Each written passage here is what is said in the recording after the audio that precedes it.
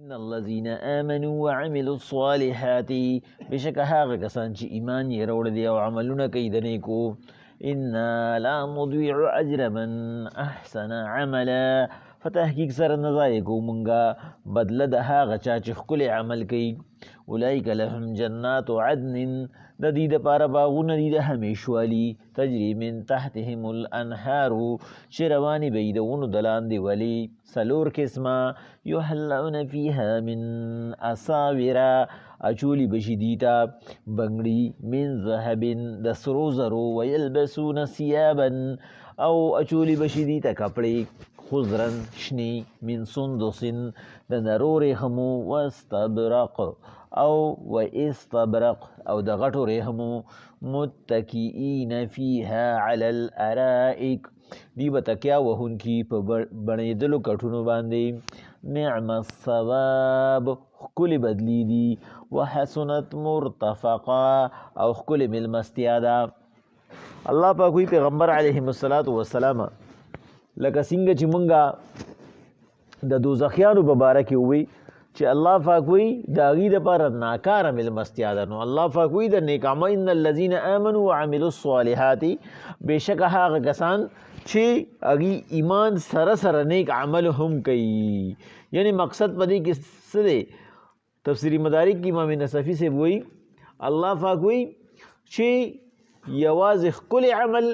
او یوازې ایمان دا قابل قبول نه دی د یو سړي عمل ډېر ښکلی دی لیکن هغه ایمان نه دی راوړی هغه بې ایمانه دی لکه مخکې پکې واقعه را روانه ده هغې کې به ښه واضحه کي نو د هغې څه فایده شوه دې یې چا له کوي دا نیک عمل ډېره چا دپاره کوي څوک خو په کار دي که نه چې هغې قبول کړي نو الله وایي یوازې ښکلی عمل هم قابل قبول نه دی او یوازې کلمه ویل چې د ده پې عمل نه بلکې چې د خلکو پې د ایمان او د اسلام نه زړه بدیږي چې وګوره دا هم پکې لا مسلمان دی مونځ یې نشته اودس یې نشته حلال حرام یې نشته فرق یې نشته د مور پلار او د بندګانو حقوق پکې نشته او دی مسلمان دی الله پاک په دې وجه ووایي ان الذین آمنوا وعملوا الصالحات هغه کسان چې ایمان یې راوړي او ایمان سره نیک عمل هم کوي دواړه لازم ملزوم دي نو انا لا نضيع اجره په تحقیق سره مونږ نه ضایع کوو بدله اجر من احسن عملا د هغه چا چې هغه ښکلی عمل کوي په دې هندوستان کې د پارټیشن نه مخکې د حضرت بختیار کاکي رحمه الله په وخت کې تاریخ یو کفنچور راغستی دی چې کفنچور هغه چاته ویلی شي چې کفنونه وباسي دا خو مونږ ټول پیژنو لیکن کفنچور د هغه نه ولې جوړیږي ځکه چې حالات خراب شي انصاف ختم شي لکه نن سبا دور کې به مونږ والو چې هر ځای کې چې کوم دی نو خلک مشوره کوي نو د څه په باره کې کوي بایي دا غوټ که مونږ خرڅ کو نو خو فایده به میلو شي که دا مونږ چاله فری ورکو نو که هر څومره ښه سړی شي واپس زمونږ خبر نه دي نو دا حالات موږ د څه شي جوړ کړو مهنګایي جوړ کړو چې موږ سره د خپلې مهنګایي هر یو کس سره د خپل کور غم دی په دې وجه د چم غم ختم شو د کلي غم ختم شو د ملک غم خو سوال نه پیدا کېږي چا سره وي ولې هر یو سړی وایي ما ته ذاتي فایده پکار نه دي خو چې یو پیره روک شي بیا روکي نو په دې وجه باندې هغه چې و نو هغه به دا کار و چې به کفنونه ایستل دا خواجه بختیار کاکي رحمه الله ورپسې یو ورځ راغی او ده ورته ووایي چې زه تا سره یو سمجوته کول غواړم یعنی کچھ لو کچھ دو ته چې کوم دی نو څه به زما ومني څه به ستا ومنم دې ته سمجوته وي هغه ورته وایي چې زه دومره زیات ګنهګار انسان یم کفنونه وباسم او ته یو ولی الله د وخت یې زما ستا به څه سمجوته وي هغه والا یو بیګ ورکړه د اشرفو ودا والا په دې شرط باندې چې زما نه به کفن نه وباسي چې کله زه وفات شم زما کفن به نه وباسي هغه واغسته واپس یې وله ورکړو وایي زما جي تا سره واده ده نو ډېر ګنهګار یم بې اندازې ګنهګار یم لیکن د ولی الله نه چې تا زه کفن وباسم یعنی د هغه دور خلک دوره مخومته اوس ته بېګا ویلي که نه خلک خو نن سبا په خپل امام میله نه کوي او هغه دوره ښه خلک و چې هغه غل ورته ووایي ګفنچور ورته ووایي ستا نه زه کفن هېڅ چرې نه وباسم. هغه ورته وایي نه زما په تا اعتماد نشته دا واله. هغه ورته وایي جي په ما خو د اعتماد نشته خو په خدای خو د اعتماد دی که نه زه درته خدای مخې ته کوم. هغه ورته وایي زه دا هدیه شوه بس دا ځان سره کېده دا ما تا ته درو بخلې صدقه شوه خو زما سره واده وکړه زما کفن به نه وباسي. او ورته وایي جي ټیک ده زما تا سره واده ده نه وباسم کفن. 2 ورځې چې پکې تېرې شوې دا سړی په دې چکر کې راووته چې یاره ګورم په دهلي کې چېرته څوک نوی مړ شوی دی او که نه. چې ویې کته نو یو جنازه روانه ده خو د دنیا خلک دی ورپسې لکه څنګه چې خلک په خانانو پسې نوابانو پسې یا عالمانو پسې روان دی ورپسې روان شو. تپوس یې وکړو چې مقبرې ته ورسېده تپوس یې وکړو دا څوک دی دا څوک وفات شوی دی. هغې ورته خواجه بختیار کاکي رحمه الله نوم واخیستی دا هغه وفات شوی دی.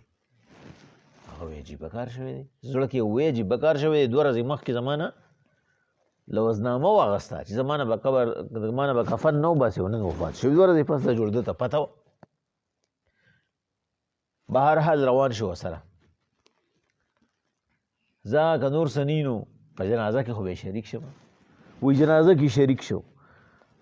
او چې کله د خلکو د ملاقات لاین ولګېدو نو په هغه لاین کې دی ودرېدو. آخر دا چې د دم د ملاقات نمبر راغی نو د هر یو سړي په خپل کار نظري نو د هغه د مخ سره سره د هغه په کفن هم نظر و چېرې کم کفن چې هغې ما واده کړی دی چې نه به وباسم چې دا کفن به څنګه وي. نو چې هغې ته یې وکتل نو هغه له خپلو مریدانو لکه د یو بادشاه په شانتې کفن ورکړی قیمتي کفن یو. ډېر سخت خفه شو که واده مې ورسره نه وي کړی دا دومره قیمتي کفن به ما ایستی و او په دې باندې به زما یو څو ورځې ښه ښکلې ګزاره شوې و. بس هغې کفن دفن که راغی دی. ډېر زیات په افسوس کې ښځې ورته روټۍ کېښوده بس ورته ویې روټۍ مې نن ورته نه کېږي. هغې ورته ویې ولې ورته یې ویې بس یاره تپوس مه کوه خو بس نه مې کېږي روټۍ مې ورته نه کېږي. ښځې ورته ویې اخر ولې وجه څه ده. دا ځینې ښځې چې نه هغه ډېرې زیاتې ښیي او ځینې ښځې چې نو د هغې په اخوالي کې مه کوي. لکه هغه یو ورځ چې کوم دی نو یو زنانه چې کوم دی نو هغه د هغې لور ودېده نو هغې ورته وی چې بچې د 3 خبرو خیال به وساتې ستا زندګي به کامیابوي. ته چې کوم سړي ته ودېږې د هغه د 3 خبرو خیال وساته. یو د هغه د غوږ یو د هغه د پوزې او یو د هغه د خولې. خاریانه شوه چې د غوږ د پوزې او د خولې دا به څنګه چل کوو. وی ورته وی چې مورې دا تا ما ته څه ووایي زه پرې پوه نه شوم ځکه چې زمونږ د عامو زنانو خو دا طریقه یي که نه یاره وي کمانډ کې راوله اختیار کې راوله ګورې داسې چل ورسره وکړه داسې وکړه ده ته یې ولمسوه هغه ته یې ولمسوه او پلانکي چل ورسره وکړه ډنګرې ګورې د ډومبینې داسې وکړه او هغسې وکړه. هغه ورته وایي د 3 خبرو خیال یې وساته د پوزې د خولې او د غوږونو خیال یې وساته. هغه ورته وایي مورې څنګه ورته وایي همیشه دپاره خوشبویي لګوه چې هغه ستا علي چې ستا خوشبویي پرې لګي.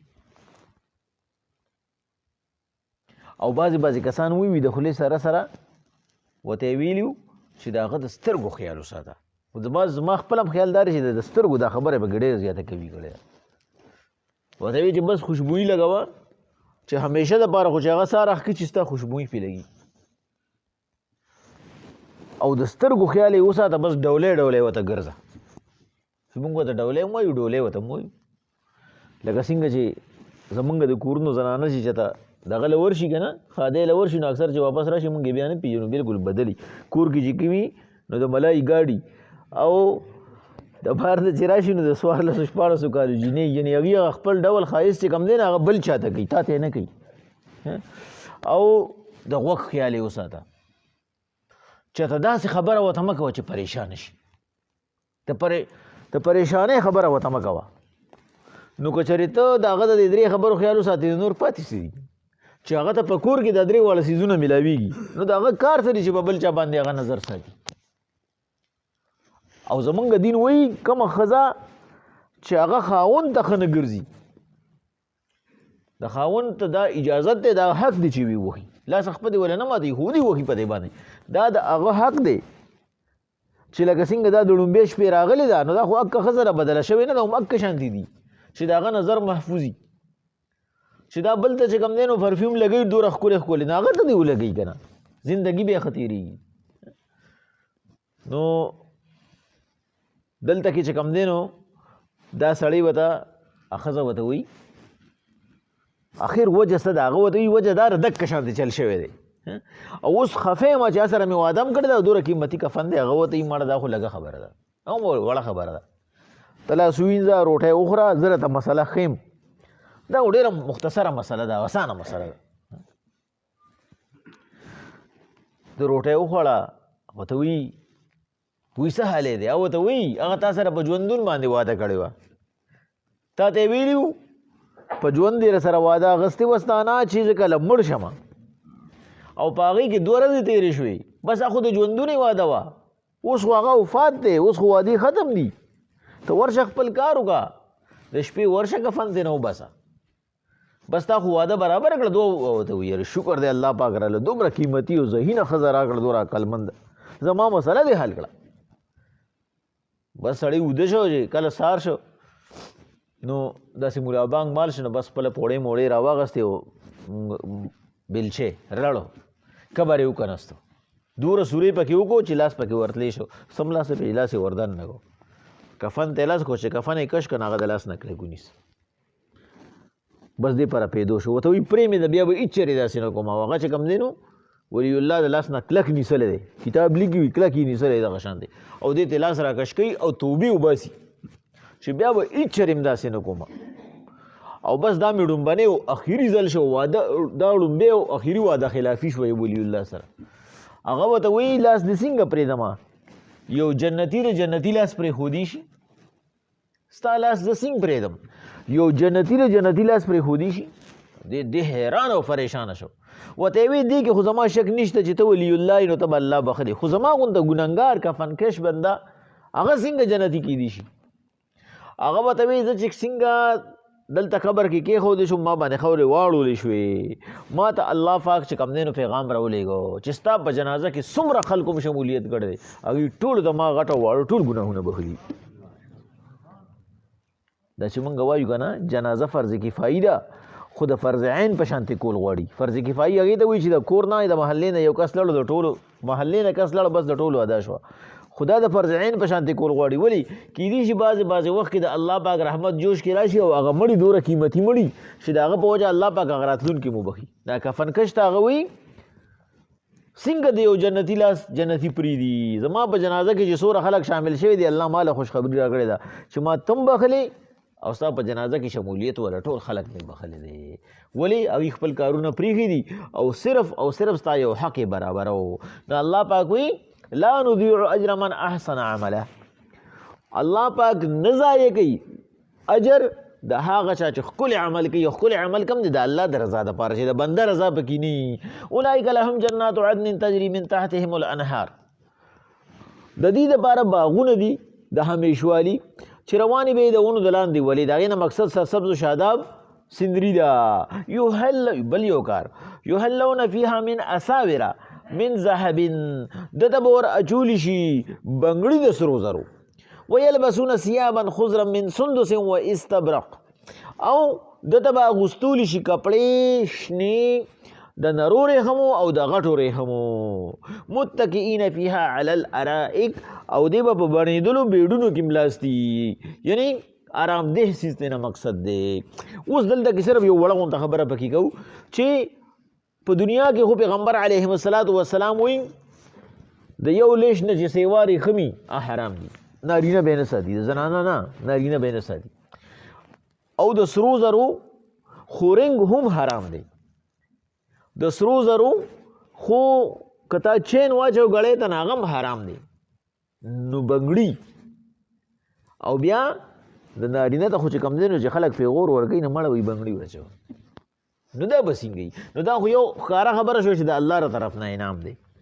پته یې کې خو دویمه خبره کېږي نه چې په آخرت کې چې کوم سړي دي په دنیا کې د الله حکم ومنه او د دې نه ځان وساته په آخرت کې هغه د بنده لپاره انعام دی د الله ر طرف نه بل د دې ښکلیوالي او خرابوالي نو که تاسو ښاریو ته لړ شئ د ښاریو خلک اکثر پینټ شرټ کې ګرځي ای بدي نه ښکاري ولې ټول ماحول داسې بلکې دا مفتی عبدالله شاه صاحب وایي بنده چې حج له وی ورشي نو وي هلته کې یو قبیله داسې ده چې بنینونو کې راځي حج له د هغوی وي دا رواج دی او هغوی د خوشحالۍ نښه دا ده چې هغوی عامې کپړې نه اغوندي هغوی بنې نه اغوستي نو هغوی سره وي هغه هم خوند کوي دغه شانتې که تاسو د انګریزانو ته وګورئ که نه یو خو به یې برچکي کړي د ویښتو نه بل په غوږونو کې به یې ټاپسونه او اکثر په دې پوزه کې غمیم وي او هغه د هغوی ټول رواج دی هغوی ته پې ځان ښکلی ښکاري ولې هغه عام داسې دي د هغه ځای رواج دی بس داسې ښکاري نو دغه شانتې په جنتیانو کې به ټول جنتیان داسي او بل دا حسن دا د ماحول سره بدلیږي او الله پاک په ماحول د جنت داسې جوړ کړي چې دغه به د حسن یو ذریعه الله پاک په هغوی کې هغوی خوشحاله کړي الله پاک وایي نعم الثواب ښکلې بدلی دي دا خو صرف هغه هایلایټس و هغه جلکې قدرې وي چې څوک ښکلی عمل وکړي الله وایي داسې داسې به کوم دا خو صرف هغه هیډنګ و حسنت مرتفقه الله وایي هلته ما سره ښکلې او حسینه مېلمستیا ده خو چې د دنیا د لږه زندګۍ کې څوک زما د احکاماتو خیال وساتي د قانون د لاندې زندګي تېره کړي او زما پر رضا باندې رضا شي نو په آخرت کې بدی ته هغه څه ملو شي چې په دنیا کې به دې سوچ او تصور هم نه کړي بسم الله الرحمن الرحیم ان الذين امنوا وعملوا الصالحات بشک هغه کسان چې ایمان یې راوړی دی او نیک اعمال هم کوي انا لا نضيع اجر من احسن عملا په تحقیق سره نه ضایع کوو موږ بدلا د ښکلي عمل اولئک لهم جنات عدن د دې دپاره به بدله کې باغونه د همیشواري تجري من تحتهم الانهار چې روانې وي د ونو د لاندې ولي یحلون فیها من اساور من ذهب چې اچولی بشي دي ته اساوره بنګړي من ذهب د سرو زرو ویلبسون اغوستولی بشي ورته ثیابا کپړې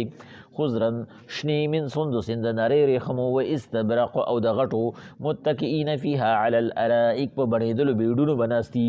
نعم الثواب ښکلې بدلی دي وحسنت مرتفقه او ښکلې مېلمستیا ده ان الذین آمنوا